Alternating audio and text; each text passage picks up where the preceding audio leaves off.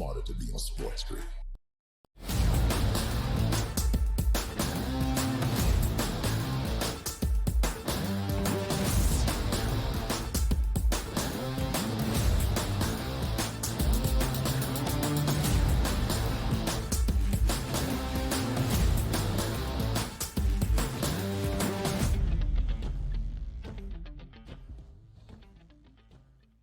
Welcome to hour number 2, live right here on this Wednesday on the early line on SportsGrid. He is Donnie right side. I am Ben Stevens. Thank you for joining us all across the Spiz Grizz network. A big day during Conference Championship Week. All 6 high major leagues. That's the ACC, Big 10, Big 12, Pac-12, SEC, and Big East will begin their conference tournaments as of today. 2 did yesterday, the 4 others into the fold just 4 days away from Selection Sunday when the NCAA tournament field of 68 is revealed. Plenty coming your way in college hoops in this second hour. We will continue going around the National Football League and the free agency frenzy that has already gotten started. And officially, those deals can be signed today when the league year begins. Hour number 2, 2 hours to go, up until 11 a.m. Eastern. I'll tell you what's going to be interesting today. It's going to get on my nerves as it's the official start of free agency and teams can sign the players. The avalanche of the NFL teams pointing out that they just signed said player when you already know they actually signed that player. By the way, the Washington Commanders did it yesterday. There was like 17, tweets out yesterday for Zach Ertz signing with, like, nobody cares about that stuff here. We heard about it last week for a tight end, 1 year, $5 million. We don't need to see it run there all across the landscape, but we are going to see that today. Get ready for the, new free agent. No, Adam. No. It already happened before. So that's the only thing we can put to bed at this point. Look, Monday, forget the tampering period. Just everybody tamper all the time. Sign these deals right away. Let's move on with this. For sure.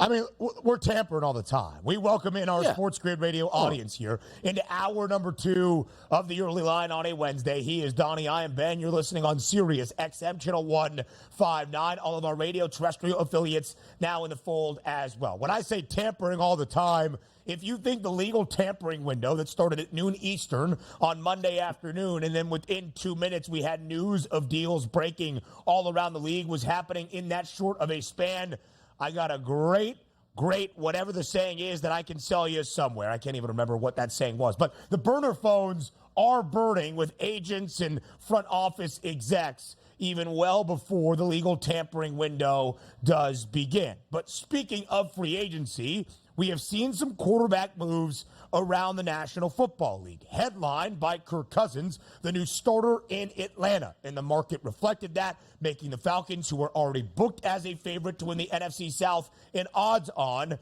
minus money favorite to win that division. Russell Wilson signs for the veteran minimum to be the new quarterback potentially in Pittsburgh. Probably a QB race among Mason Rudolph and Kenny Pickett. I think I know who is going to win. Baker Mayfield did become a free agent, but quickly re-signed with the Tampa Bay Buccaneers. Gardner Minshew now in Las Vegas. Sam Darnold got a 1-year, $10 million deal to maybe fill in the shoes of Kirk Cousins in Minneapolis. And then as of yesterday, Drew Lock, 1-year, $5 million deal. He'll be in the quarterback room of the New York Giants. Of course, we start at the top. Kirk Cousins and Russell Wilson. How much do they elevate their new clubs, the Falcons and Steelers, respectively?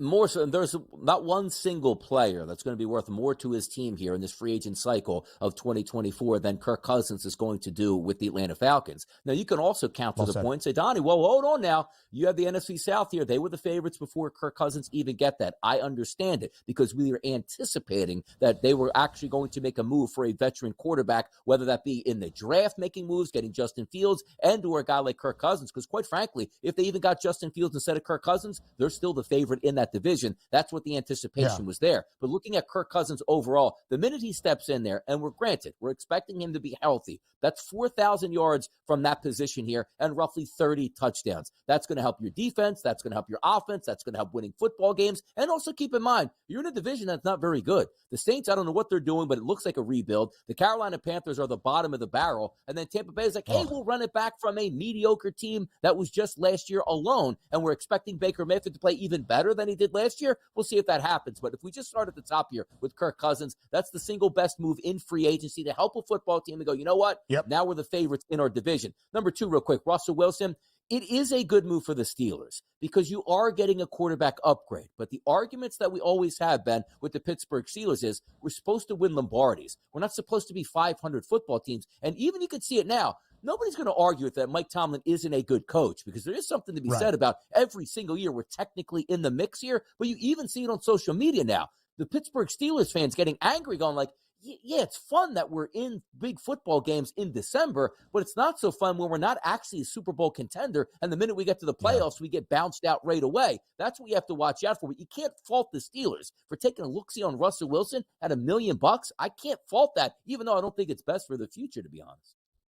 It's that ironic catch-22. You reach a certain level of success, which is always a good thing, but then you want some more, and you fall short of the ultimate goal of winning a conference championship and playing in a Super Bowl, something the Steelers have not done in a very long time, despite never having a losing record in the 17 years with Mike Tomlin at the helm. But I'll say this, and maybe you can clip this and I'll look like an idiot come 8 months from now, but I think Russell Wilson is the Steelers' best shot at a quarterback to lead them to something more than just a 9-8 record, maybe even in the last 5 years, from the final 2 years of Big Ben's career, where he kind of looked like a shell of himself, and the offense certainly had a cap. I know Russell Wilson is a stopgap. He is not your future by any means, but I do believe this year the Steelers will have success. We can look at some of those other options, like a Gardner Minshew, like a Sam Darnold, like a Drew Lock, and estimate what that means for their quarterback room. I still believe the Giants will be interested in a quarterback with the 6th overall pick. And I know for darn sure the Vikings are making a move with their first-round pick, currently 11th overall, but there has been a lot of speculation that Minnesota is very interested in J.J. McCarthy. Again, plus 230 for J.J. McCarthy to be drafted by that team in Minneapolis. But, Donnie, outside of the top 3 teams in the NFL draft, we don't really have all that many others now that haven't already addressed their quarterback position, which means that Justin Fields and his potential landing spots are not all that robust. What is the market for Justin Fields at this moment? We thought it was going to be a pretty decent market heading into the offseason. You got a young quarterback here, and I think everybody's on the same wavelength. Is Justin Fields the perfect pocket passer? No, he isn't. But he has some talent there, obviously with arm strength and also with maneuverability. And we can all agree that the Chicago Bears didn't help him out any way whatsoever here. Oh, last year you got him DJ Moore. Great. Looked like a decent quarterback at that point, but certainly wasn't surrounded with an offensive, brainstorm that was going to help him with a great say, hey, man, he has great play calls. He's just missing wide open wide receivers. We have to be honest with ourselves. There's no quarterback over the past 15 years that you're looking at prop bets here that you said has basically a 170 to 165 number every Sunday. There's a reason for that here. And other football teams might be looking at that saying, you know what? We need more of a pocket passer. Great talent, but he's just not for us right now. I still believe Justin Fields can be a successful quarterback in the NFL, but it seems as though his next stop, wherever that is, he'll be a backup at least to begin. More on the early lineup next. But if you're like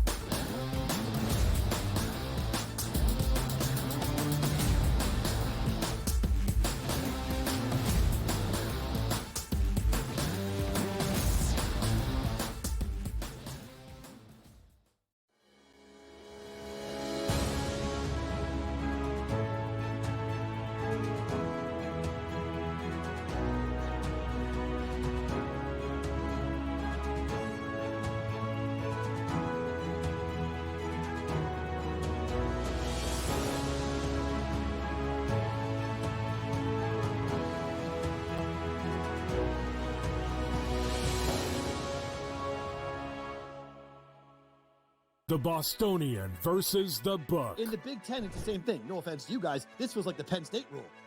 This feels like this is the guaranteed Penn State to get in. We need to find a way to let them in because they can't beat Michigan. They can't beat Ohio State. But if we make them a third, they get in.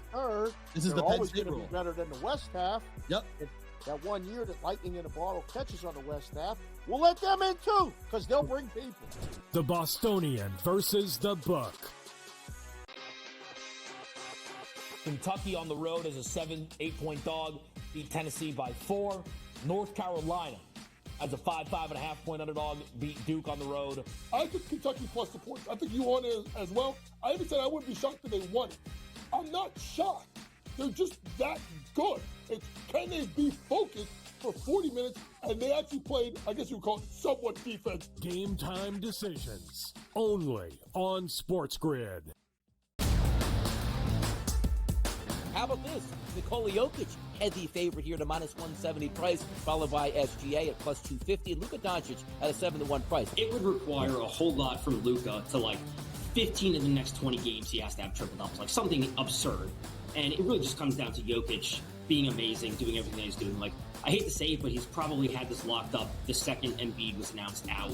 The early line only on SportsGrid. SportsGrid, your 24/7 sports wagering network. Pro League Soccer, powered by Marca. I would be willing to bet the under 2.5 goals. Fantasy sports today. Especially in head-to-head formats in fantasy, I think I'm going to go with Juan Soto. Game time decisions. People don't like it. I don't really care. I cannot believe anybody is betting the Clippers at this number. Betting above the rim. All you've heard me say on the network is you're either winning or you're rebuilding. In-game live, all access. Nobody has been more profitable as a dog than Shaka Smart teams. Winning back-to-back road games. I don't care if they're playing Topeka High. I wouldn't give them any chance whatsoever. In-game live, prime time. Back-to-back, just utterly stinker quarters. In-game live, overtime. Honestly, as you sit here and listen, watch right now, you may want to consider placing that bet. It's smarter to be on SportsGrid.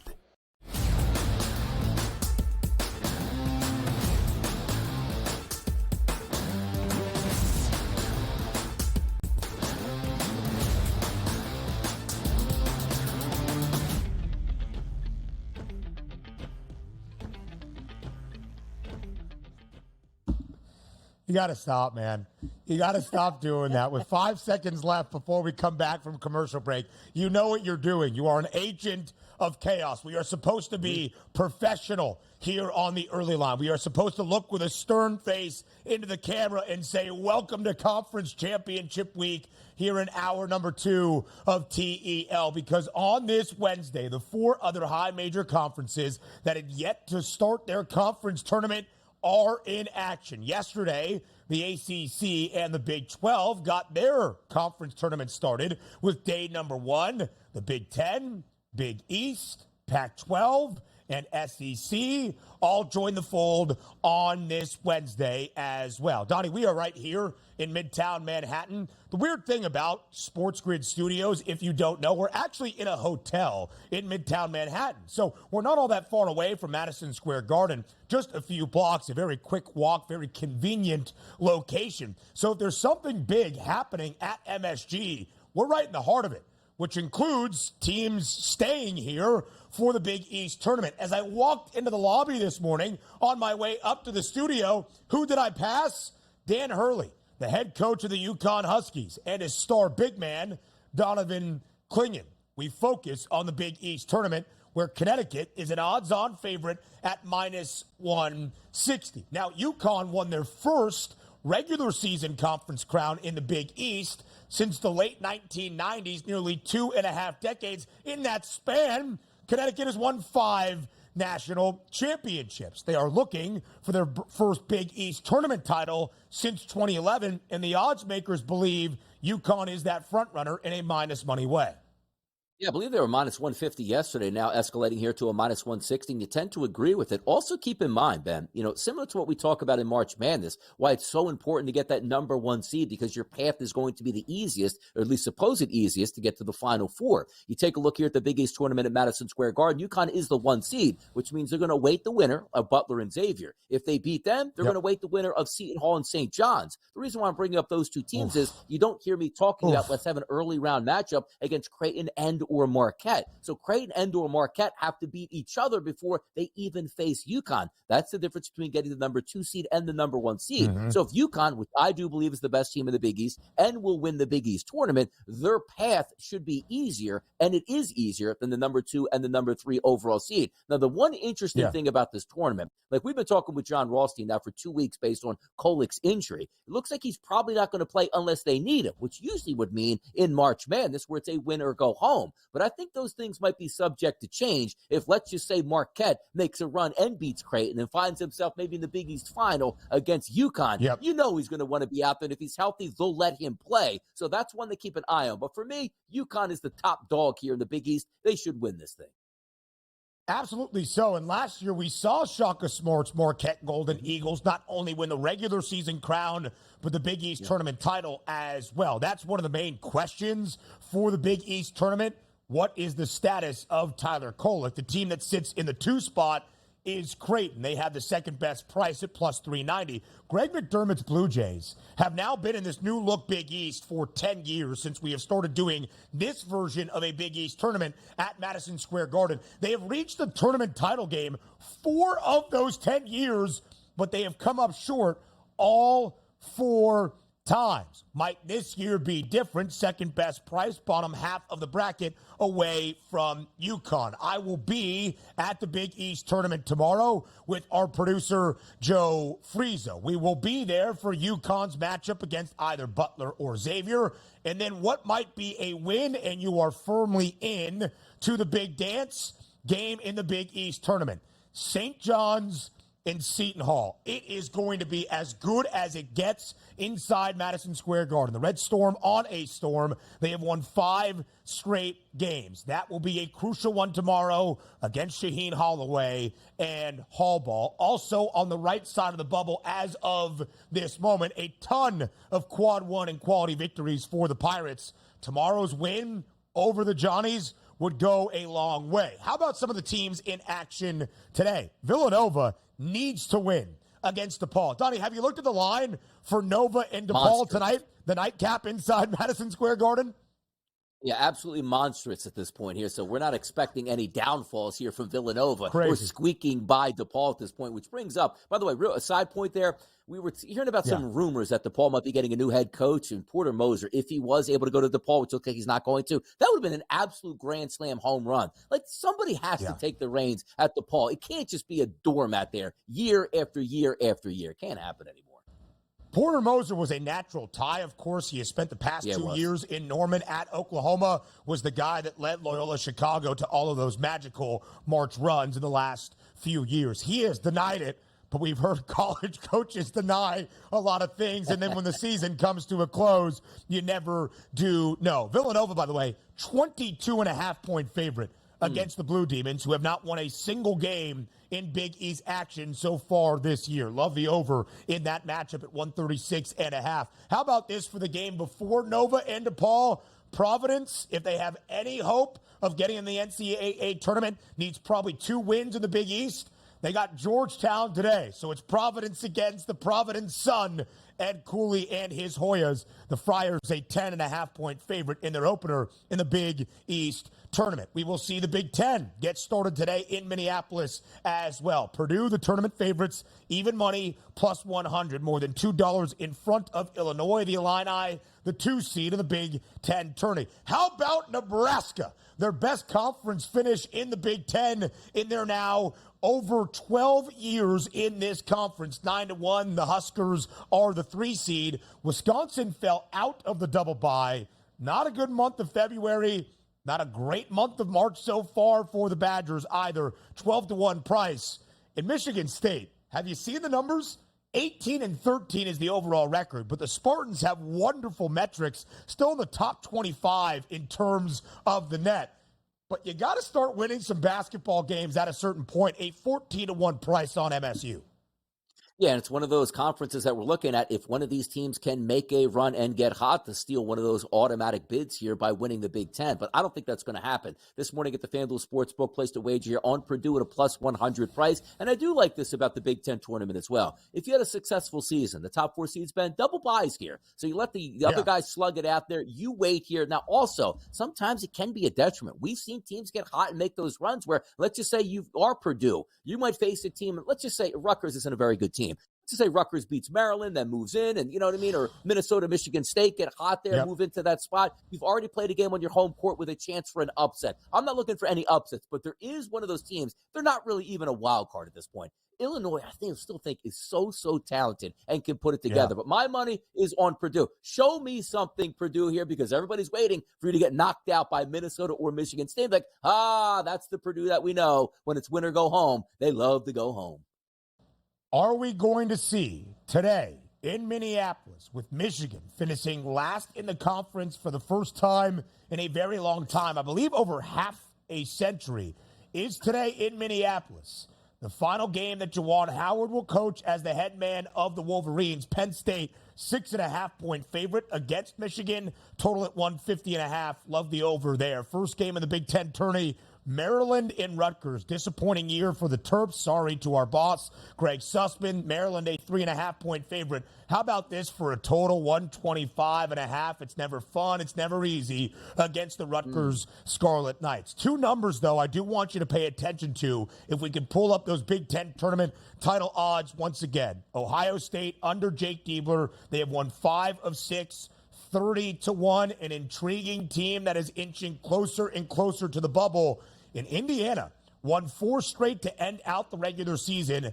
Now with a healthy point guard in Xavier Johnson, 40-1 price. Could Indiana, under Mike Woodson, make a run? A couple of sprinkles on those prices. Probably not the worst idea. So those are 2 of the 4 high major leagues in action during Conference Championship Week. The other 2, the Pac-12 and the SEC, up next.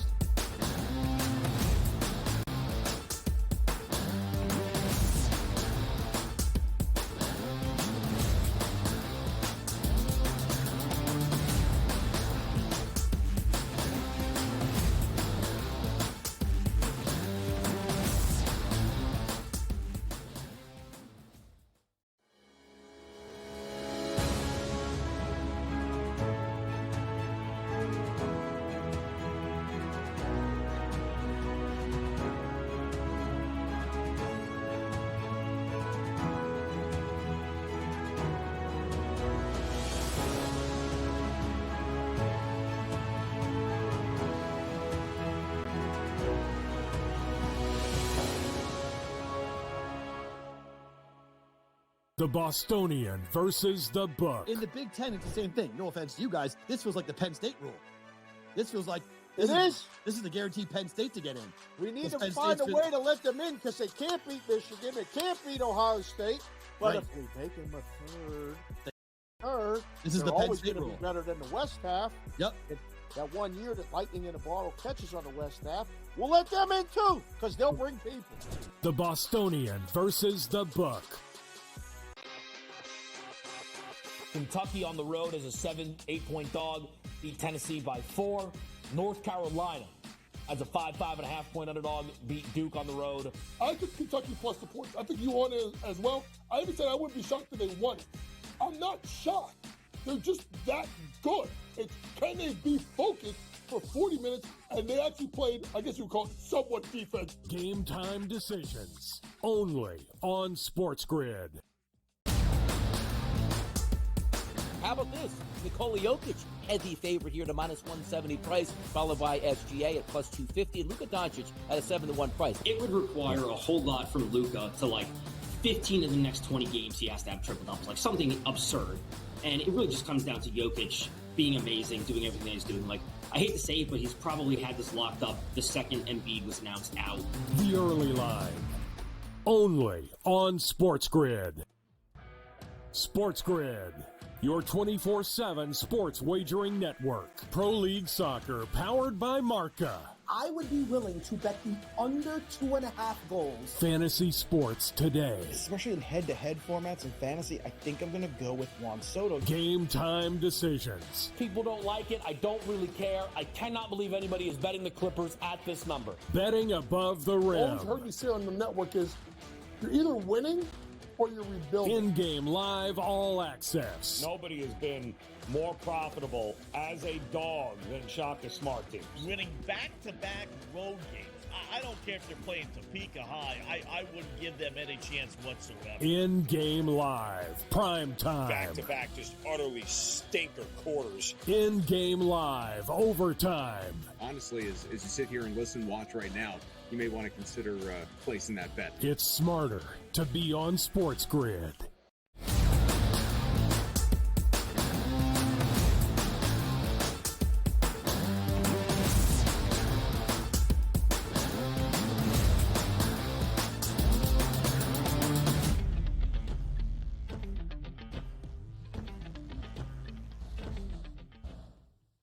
Wednesday is a big day during Conference Championship Week because now all 6 high major conference tournaments will be underway. 2 yesterday beginning, the ACC in Washington, D.C., the Big 12 in Kansas City. We just talked about the Big East inside Madison Square Garden in New York. The Big 10 over in Minneapolis at the Target Center, and down in Nashville, it is the SEC tournament where the number 1 seed in the tourney after winning the regular season title is Tennessee, plus 175 on the Volunteers. But Donnie, as was the case up until the final week of conference action in the SEC, not a lot of separation between teams at the top. We see that in the prices. Alabama, Kentucky, Auburn, Tennessee, in reverse order, all 4 teams a 5-1 number or shorter.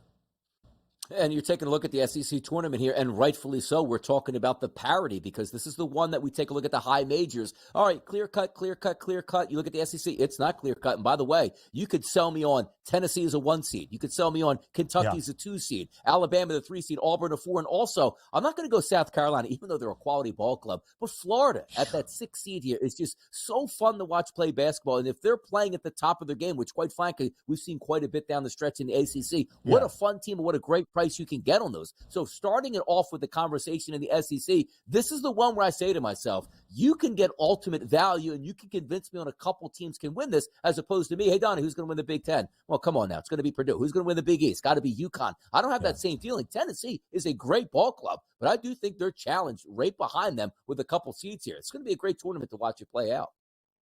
Keep an eye on those totals throughout the SEC tournament as well. Half of the league, that is 7 teams, have 7 of the 76 fastest tempos in college basketball, highlighted, of course, by Alabama and Kentucky. The totals are going to be into the 160s, maybe even approaching the 170s. A couple of games on this Wednesday to start play off in the SEC tournament. Vandy, the 13 seed, against Arkansas, the 12 seed, a down year for the Muss and Company after reaching the Sweet 16 a season ago. Georgia and Missouri.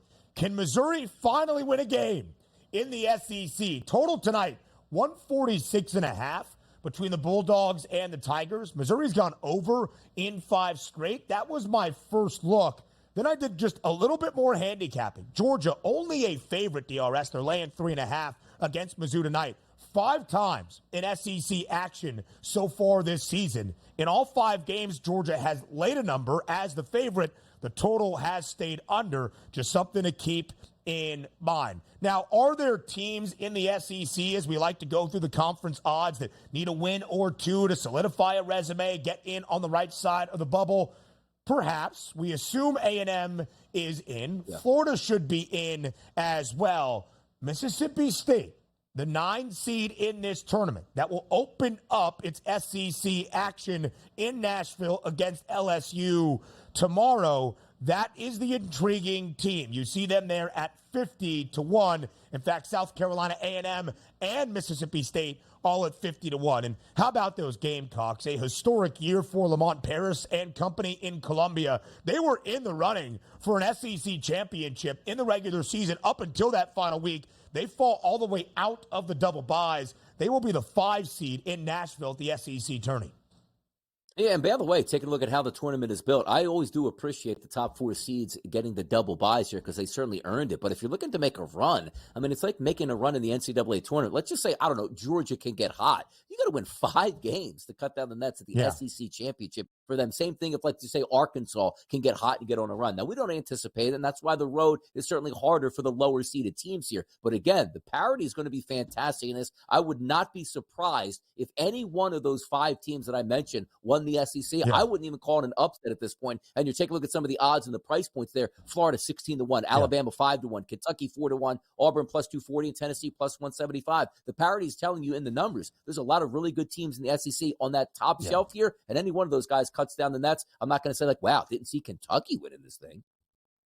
It is the only high major conference that we have with those 4 teams entering today, and I'm pretty sure the ACC, Big 12 might have had 3, but it's the only high major conference, that being the SEC, that has more than 2 teams with less than a 5-1 number to win the conference tournament title, and it's got 4 of them. Again, it is going to be tightly compact. If Tennessee can win the SEC tournament, I think the Volunteers will take that 4th and final spot on the 1 line alongside Purdue, Houston, and UConn, who seem pretty set as a number 1 seed into the NCAA tournament at this time as Conference Championship Week fully gets underway on this Wednesday. Pac-12 in its final conference tournament ever with 12 teams still in the league is an interesting format. No double buys for those top 4 teams, just a single buy. We've got a lot of Pac-12 action on this Wednesday. 4 games in this opening round. USC, the 9 seed. Can they make a move? Have you paid attention to that number, Donnie, for the Trojans to win the Pac-12 tourney? It opened around a 40-1 price. It is now 20-1 for the Trojans to win the Pac-12. Arizona, the regular season champs, an odds-on favorite at minus 150. It was Southern Cal that knocked off Arizona in the regular season finale on Saturday, greatly harming the Wildcats' hopes of earning a 1 seed in the NCAA tournament. And if I'm taking a look at trying to make money in the Pac-12, I think Arizona far and away is the best team here. And also, as we take a look at, hey, most people getting hot, we want to take USC. You just saw USC knock off Arizona. We have to understand one thing as well. Arizona trying to fight for that top line once you get to March Madness. And also, round number 2, they're probably going to play, let's just say, USC. And by the way, Washington is the 8 seed. USC is the 9 seed here. So forget about the actual lineups here. Just in conference play, they're the lower seeded team. So it means USC would have to beat Washington, then beat Arizona, and still win 2 more basketball games to cut down the nets. But if I'm looking at a price point that I'm willing to pay to say to myself, who can actually get to the final against Arizona? If it is Arizona, it's got to be Washington State, the number 2 overall seed. But you look at the numbers here, a plus 700 price here in order to cut down the nets. And if I say to myself, I don't know if they can do that, but if they get to the final game, you can make some money on that ticket here, specifically if Arizona either gets knocked out as well and somebody pulls the upset like so many people think USC can possibly do. If I'm looking to make money on a ticket here, it's probably going to be Washington State for me in the Pac-12. I think you could make a very strong argument that with the 8-9 matchup being Washington and USC, and the Trojans now a 3.5-point favorite against the Huskies in the first game of the Pac-12 tourney today in Las Vegas, that Washington State has a better draw as the 2 seed at the bottom of the bracket than that of Arizona. Now, will it be able for the Trojans to knock off Soda in 2 straight matchups?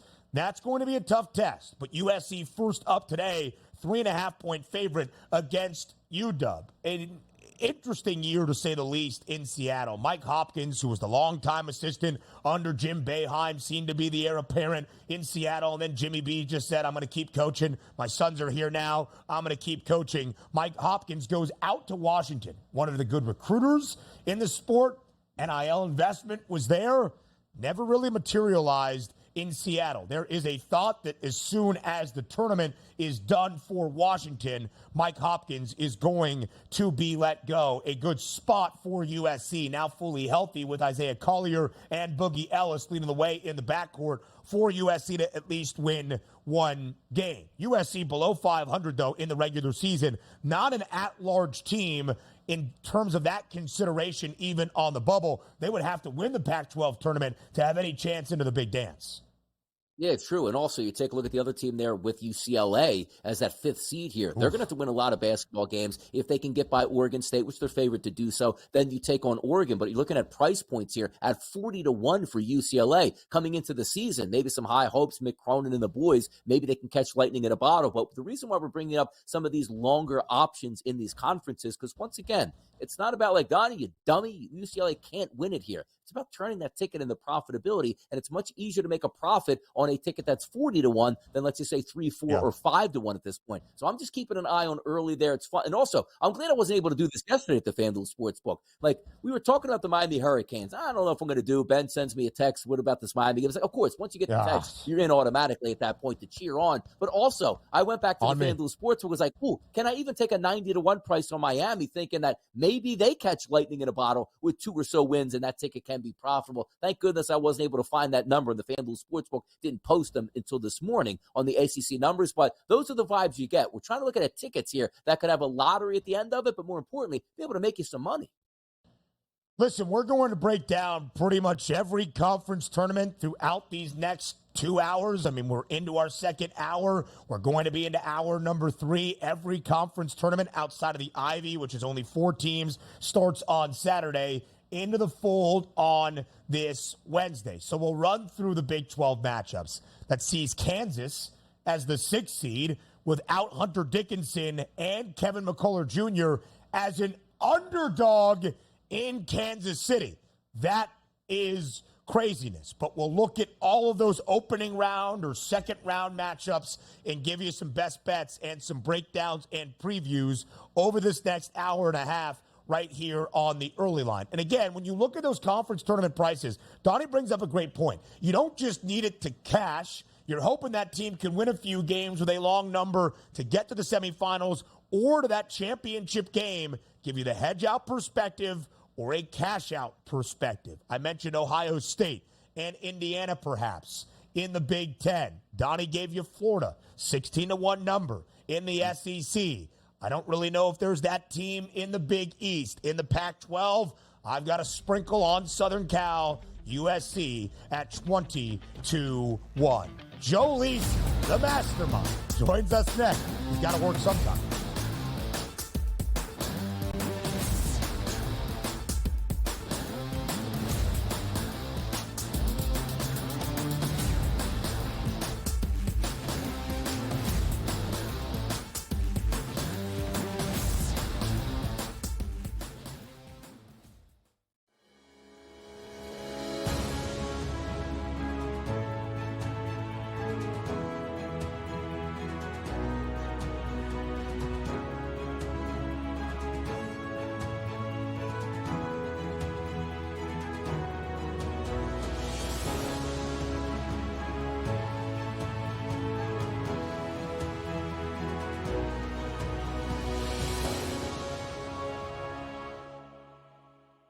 The Bostonian versus the Book. In the Big Ten, it's the same thing. No offense to you guys. This feels like the Penn State rule. This feels like this is the guaranteed Penn State to get in. We need to find a way to let them in because they can't beat Michigan. They can't beat Ohio State. But if we make them a third, they get in. Third, this is the Penn State rule. Be better than the West half. Yep. If that 1 year that lightning in a bottle catches on the West half, we'll let them in too because they'll bring people. The Bostonian versus the Book. Kentucky on the road as a 7-8 dog, beat Tennessee by 4. North Carolina as a 5.5 point underdog, beat Duke on the road. I think Kentucky plus the points. I think you want it as well. I even said I wouldn't be shocked if they won it. I'm not shocked. They're just that good. It's can they be focused for 40 minutes? And they actually played, I guess you would call it somewhat defense. Game time decisions only on SportsGrid. How about this? Nikola Jokic, heavy favorite here to -170 price, followed by SGA at +250, and Luka Doncic at a 7-1 price. It would require a whole lot from Luka to, like, 15 of the next 20 games he has to have triple doubles, like something absurd. And it really just comes down to Jokic being amazing, doing everything he's doing. Like, I hate to say it, but he's probably had this locked up the second Embiid was announced out. The early line, only on SportsGrid. SportsGrid, Your 24/7 sports wagering network. Pro League Soccer, powered by Marca. I would be willing to bet the under 2.5 goals. Fantasy sports today. Especially in head-to-head formats and fantasy, I think I'm going to go with Juan Soto. Game time decisions. People don't like it. I don't really care. I cannot believe anybody is betting the Clippers at this number. Betting above the rim. All I've heard you say on the network is you're either winning or you're rebuilding. In-game live, all access. Nobody has been more profitable as a dog than Shaka Smart teams. Winning back-to-back road games. I don't care if they're playing Topeka High. I wouldn't give them any chance whatsoever. In-game live, prime time. Back-to-back, just utterly stinker quarters. In-game live, overtime. Honestly, as you sit here and listen, watch right now, you may want to consider placing that bet. It's smarter to be on SportsGrid.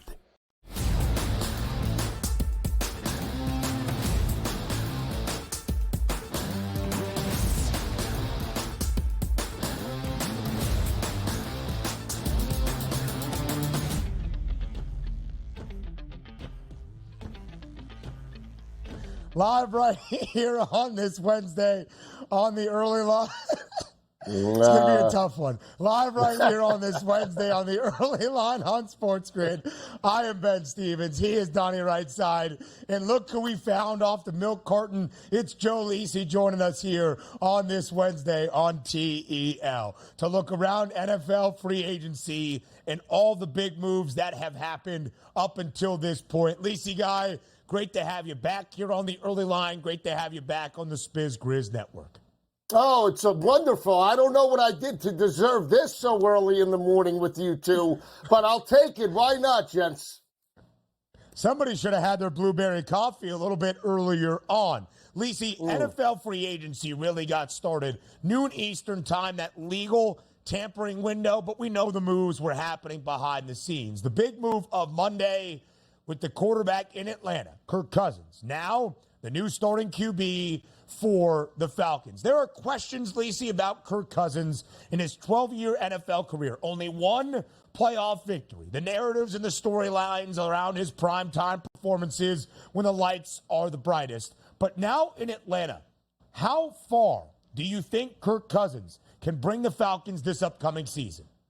Well, I think he can make them definitely competitive. He's a compiler, as you know, and he can make them and win a division title. But expecting Kirk Cousins to take this team, guys, to an NFC championship game, I just don't see it. He hasn't done it in Minnesota, never done it in his career. So why do we think he's going to do it coming off an Achilles tendon tear with a young football team and a first-year head coach, even though it's his second stint in Raheem Morris? Again, because of the division is so weak, I think they could be competitive, but I still would give the inside edge, guys, to the Tampa Bay Bucks and Baker Mayfield.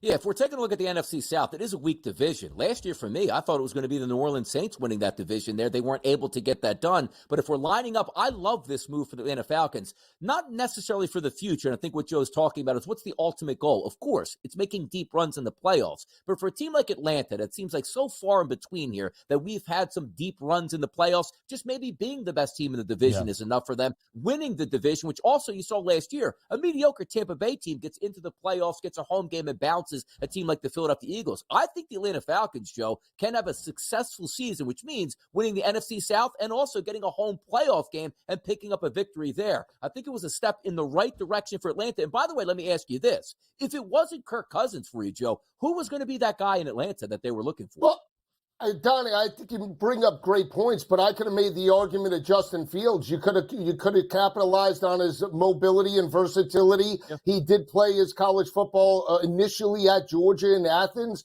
and if you could catch lightning in a bottle, now you have a quarterback for the future for the next 5 to 7 seasons. So the window is very small, in my opinion, with Kirk Cousins. It's similar to what we see with the New York Jets in terms of Aaron Rodgers, right? Maybe 1, 2, or at the most 3 seasons. So if they don't win an NFC championship this year or next year, for me, it's a wasted investment.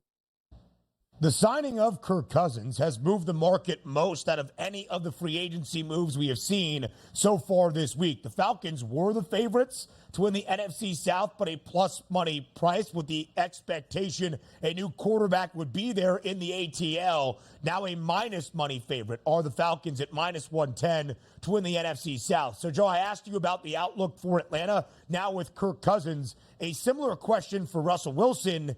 Now with the Pittsburgh Steelers. We know the Steelers are consistently successful. 17 years under Mike Tomlin, never a losing record. Does Russell Wilson elevate the Steelers beyond just a 9-8 record this year?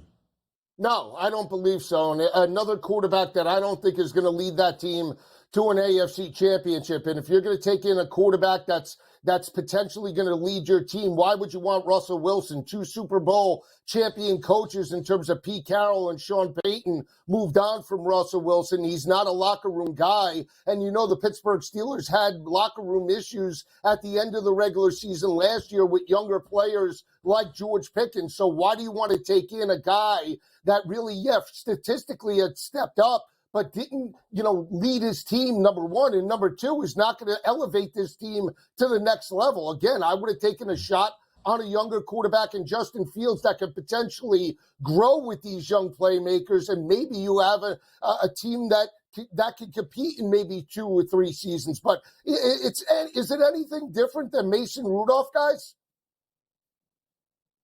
I do think it's different here, Joe. And also, here's the argument that we were having. Is Pittsburgh a better football team with Russell Wilson right now than they are with Kenny Pickett? I do believe so, but that's not really what we're looking at. It's not as if, because the division would be different. If we were talking about the Steelers being in the NFC South and getting Russell Wilson, now they're the best team in the division, I might have a different outlook. But you add Russell Wilson, and I say to myself, okay, that's a winning season. But now you're looking at the Baltimore Ravens, who are a better football team than the Pittsburgh Steelers. You're looking at the Cincinnati Bengals, if healthy with Joe Burrow, they're a better football team than the Pittsburgh Steelers. And that wild card team out there in the Cleveland Browns, what we're going to get out of Deshaun Watson, that's the interesting part. But if we keep it here, Joe, with the quarterback talk, we see the names that we expect to be starting quarterbacks up top. But how about some of these bridge quarterbacks that have been signed, like Gardner Minshew for the Raiders, Sam Darnold there with the Vikings, and the Giants getting Drew Lock? Of those 3 quarterbacks, will one of those guys, or multiple guys, be starters opening day for those franchises?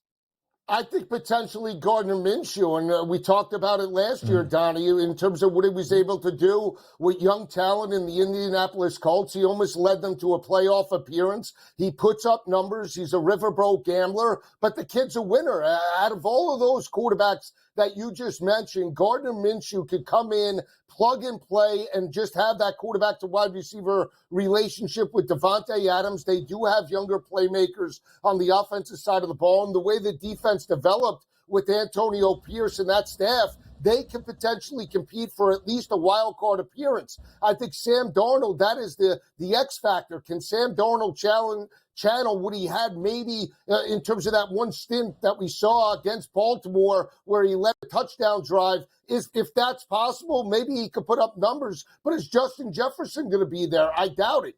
Yeah. It's an interesting investment. A 1-year deal, $10 million. Not necessarily what you would do for just a backup quarterback when you look at Sam Darnold. I still believe the Vikings are going to take J.J. McCarthy or some quarterback early on in the opening round of late April's 2024 NFL draft. But, Joe, a name that you have brought up a few times, and as you see that closing carousel around the National Football League, Justin Fields. Both you and I have been strong believers in Fields since it was his draft cycle way back in 2021.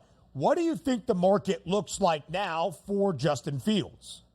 Well, I think there's still maybe a couple of teams that would be in the market as the weeks progress, leading up to the NFL draft. But I still think there's the potential for Justin Fields to suit up in Chicago. I think their best progress this year, Ben, with Matt Eberflus is to potentially trade out of the top pick and get more draft picks, more draft capital, put playmakers around Justin Fields like Malik Neighbors or even Marvin Harrison Jr., and then see that offense cook. Potentially, let's be honest, if you draft Caleb Williams and the team goes, let's say, 6-11 or 5-12, Matt Eberflus and that staff are no longer going to be there. And then you have the same exact problem that you have in terms of a young quarterback with a new offensive staff, no continuity, and how is that going to lead to growth for your franchise player? If you didn't do it for Justin Fields, why are you going to do it to Caleb Williams? So that's why I think there is the potential for Justin Fields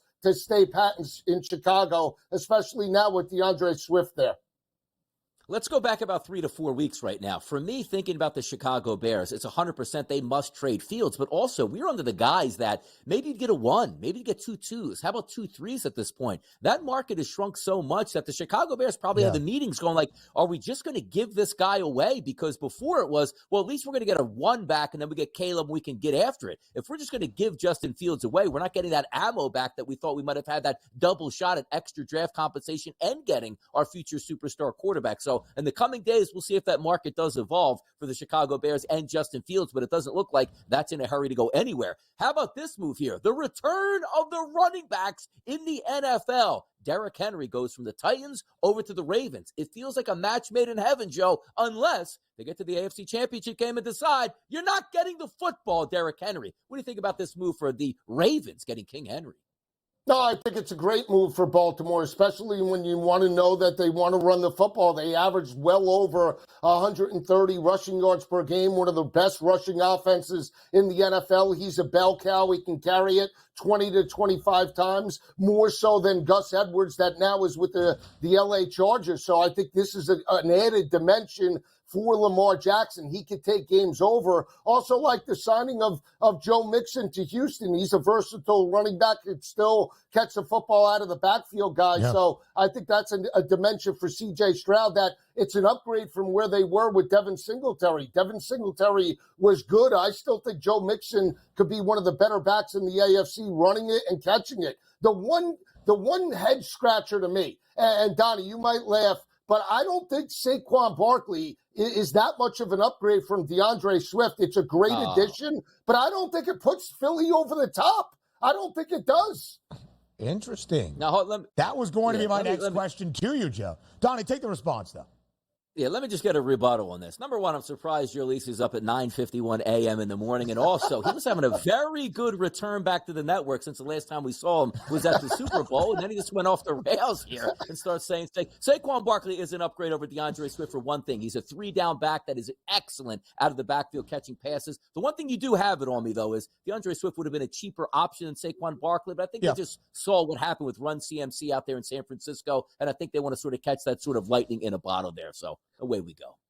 No, I see it. I do think he's an upgrade from DeAndre Swift, especially when you look at the playoff loss to Tampa Bay, where Swift wasn't even in there in third down situations. They had Kenneth Gainwell blocking for Jalen Hurts. So you're right about that from the blocking perspective and coming out of the backfield. But you're talking about a 1,000-yard rusher, and I just don't think, are you going to go from 1,060 yards to all of a sudden 1,400, 1,500? And is that really going to push Philly over the top? I don't think so. It's a great addition, but I don't think it's the cherry on top, guys. It's a $37.75 million deal over 3 years for Saquon Barkley. Can be worth up to close to $47 million if it reaches that peak. Only behind Christian McCaffrey, Saquon Barkley would be the second highest paid running back in the history of the NFL. Part of that value is tied to what he can do as a receiver out of the backfield. It is a very steep price, though, in terms of the value conversation around the running back position. Lisi got Conference Championship Week in full. Really starts on this Wednesday in college hoops. I know you're a college hoops handicapper as well. Any looks you like on this Wednesday you want to share with the good folks of the SportsGrid Network? Yeah, I like Notre Dame plus the 8.5 against Wake Forest today, guys. I think, when you talk about lines over 5, especially in conference championships or tournaments, I'm always taking the points. I think Notre Dame has played well down the stretch. Wake Forest, a good team. I don't think they're elite. And I think Notre Dame could be live potentially to pull the ball game out. Plus the 8.5, I like them. And I like Xavier minus the 2.5 today, guys. Look at Joe Lisi giving you a play in the ACC tourney and in the Big East tournament as well. This guy is hot. He is back. Joe Lisi, we appreciate the time. We round out this second hour. Up next.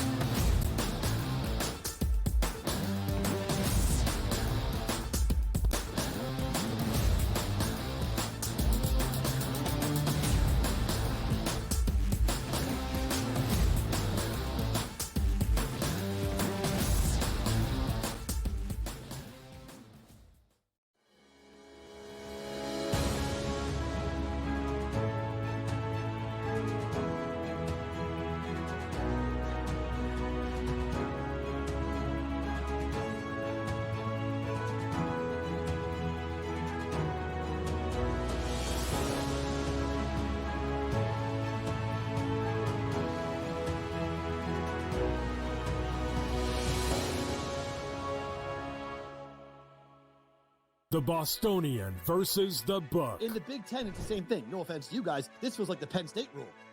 This feels like this is the guaranteed Penn State to get in. We need to find a way to let them in because they can't beat Michigan. They can't beat Ohio State. But if we make them a third, they get in. Third, this is the Penn State rule. Be better than the West half. Yep. That 1 year that Lightning in a Bottle catches on the West half, we'll let them in too because they'll bring people. The Bostonian versus the Book.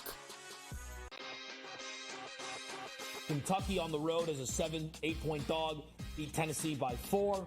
North Carolina as a 5.5 point underdog, beat Duke on the road. I took Kentucky plus the points. I think you won it as well. I even said I wouldn't be shocked if they won it. I'm not shocked. They're just that good. It's can they be focused for 40 minutes, and they actually played, I guess you would call it somewhat defense. Game time decisions, only on SportsGrid.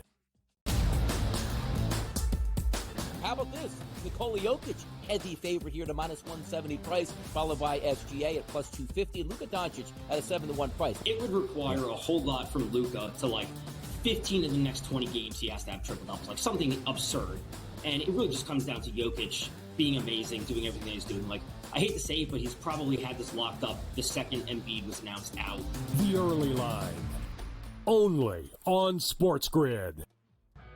SportsGrid, your 24/7 sports wagering network. Pro League Soccer, powered by Marca. I would be willing to bet the under 2.5 goals. Fantasy sports today. Especially in head-to-head formats in fantasy, I think I'm going to go with Juan Soto. Game time decisions. People don't like it. I don't really care. I cannot believe anybody is betting the Clippers at this number. Betting above the rim. All I've heard you say on the network is you're either winning or you're rebuilding. In-game live, all access. Nobody has been more profitable as a dog than Shaka Smart teams. Winning back-to-back road games. I don't care if they're playing Topeka High. I wouldn't give them any chance whatsoever. In-game live, prime time. Back-to-back, just utterly stinker quarters. In-game live, overtime. Honestly, as you sit here and listen, watch right now, you may want to consider placing that bet. It's smarter to be on SportsGrid.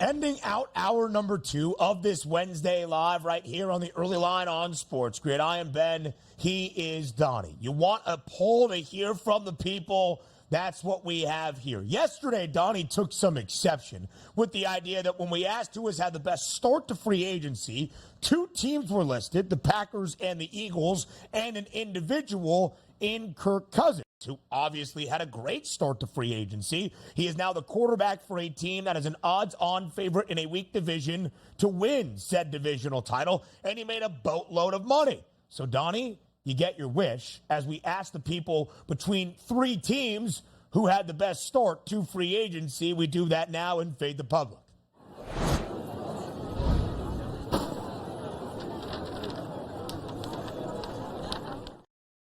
At SportsGrid TV on Twitter, who had the best first 2 days of NFL free agency? The Cowboys, the Packers, the Eagles, or other? If you replied and you selected other, we need that reply. I'm pretty sure this was the poll that Donnie crafted live on air yesterday. That's correct, right? That is correct, and we're looking good here. And by the way, I appreciate the votes the way they're coming in across the board, because you had 2 teams that had splashy running backs and splashy safeties signed, and 1 team that didn't do anything but sign a long snapper, getting in there on the vote metrics, which is the Dallas Cowboys, which I can appreciate, because I don't know if that's Cowboys fans happy that Jerry Jones isn't selling the farm, or other teams out there going like, I love what the Cowboys did because they didn't do anything and that didn't help their team. So Dallas, as being America's team, might not really be America's team anymore. So I appreciate that. I think other is the right option. We did have a reply for the Houston Texans. I would agree. That was the most movement we saw in the AFC. Houston now a plus 150 favorite to win the AFC South. It was a plus 195 number to begin. And for the Atlanta Falcons, who have added Kirk Cousins, they add another offensive piece in Darnell Mooney as well full investment there. The Dirty Birds, the odds-on favorite at -110 to win the NFC South. We're back on the early line when hour 3 starts in less than a minute.